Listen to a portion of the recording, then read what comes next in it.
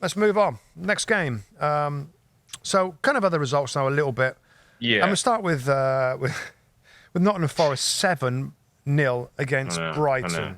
I mean, this is where this league is absolutely. I mean, how could you lose 5-0 last weekend and win 7-0 this weekend? Yeah. I of course watched the game and stuff, and there were some performances from Forest that I enjoyed. I mean, he messed around with the system a little bit, Rob, and I did. Went to back three again, didn't he? He went to back three. Didn't he go to back three? Yeah. And he hasn't done that for quite a while. No. And I did think, is he overreacted? He did it on one game I saw, Rob, and they ended up drawing because I was the same. Like, he brought Morata in and changed it, and I just why has he done that after a win? But they drew that game, so listen, maybe he knows more or just wants a little bit more structure at the back there. And it was a classic Forest performance, Rob. Yeah. Brighton were a good opponent. They're expansive. They're on the back of losing to Everton, where the manager said that we couldn't break down a low block. He's thinking this is going to be another low block. So let's put more attacking players out there to try and find a way past a low block. No, mistake, naive management from Fabian Hürzeler. Yeah, he's got the most attacking midfield I think I've seen.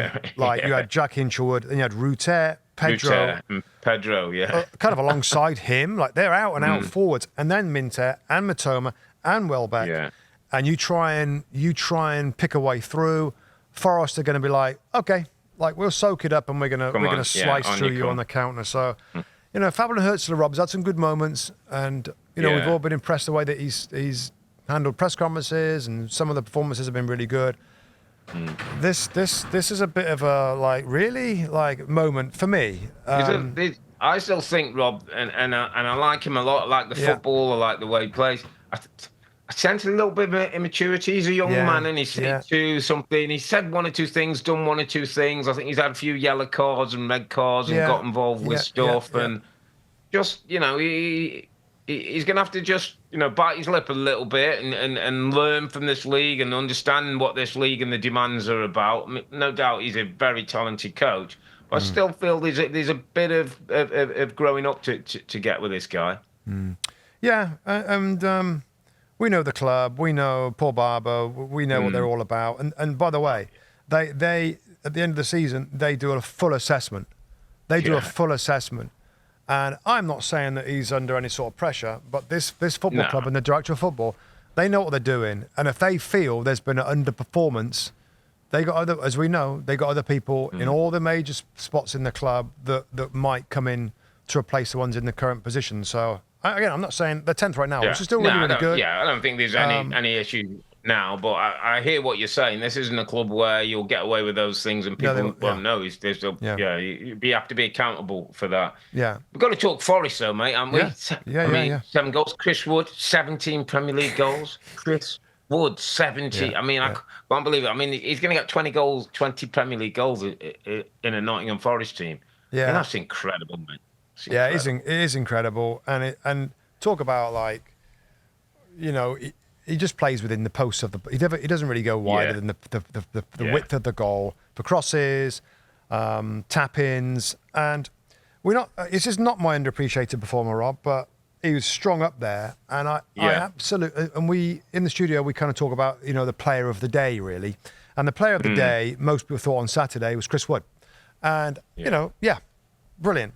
But Anthony Elanga, and I'm not going to give it him, but he's underappreciated. Flippin' heck, Manchester United, they'd love to have him now. And if you watch him play, he runs like the wind. His body is made for running really quickly.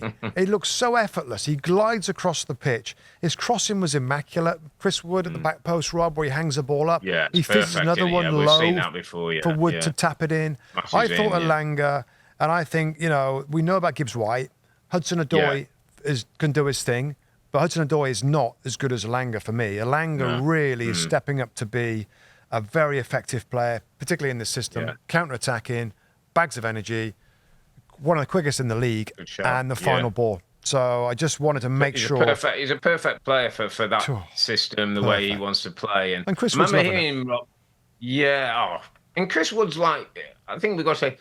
No, he's just making the most of what he's got, Rob, and who he is. He's not getting himself in positions that are going to make it difficult. He's not. He knows he's not like it. He's not a Ronaldo. He's not a Messi. He's not going to score goal. He has to be part of the build-up. He's a big part of the press when they win the ball in the middle of the park, and he gets himself in good positions when the ball's in the box. And when you talk of Anthony Elanga, I heard a really interesting article probably about a month or so ago where he talked about being let go by United was a big thing for him, and it hurt him, and he wants to prove people wrong. And we don't half know when you've got something like that in your belly, and a bit of hunger and a bit of proving people wrong. And he's certainly doing that at the moment. 3 assists yesterday, and as you say, and just to add on to that, Ross, sorry to interrupt.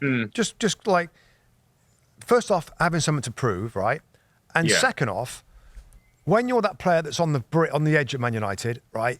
You get overlooked a little bit. You know, in terms of notoriety and a focus. And now you go to another club where he's got something to prove, and he starts to prove it, and he starts to become one of the most important players. All of a sudden, everybody wants to interview him. Everyone wants to have a photo with him. Everyone wants an autograph. It's a whole different dynamic. Which is the things he would never go at Man United. Man might be looking at the press room saying, you know, anybody want to speak to me, by the way? I'm here. Yeah. And now he's getting all of it, and he's got to be loving it. So fair play to him, and fair play to Nuno Espirito Santo. He said he's going to get back to basics. Brilliant job. And it'd be great to see them in European football, mate, wouldn't it? Of any type. I know people saying, well, they won't stay in this and that, but European football of any type back at the City Ground would be a brilliant thing off the season that they've had so far.